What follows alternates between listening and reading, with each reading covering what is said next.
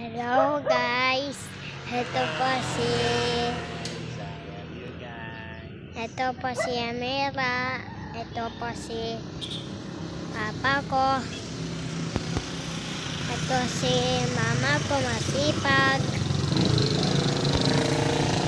ito po si Ken, ito po si Amira umiiyak kahapon. Si Fuha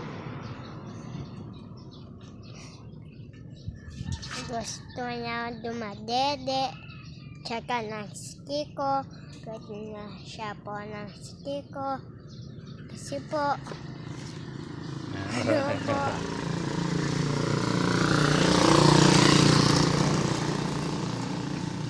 ano po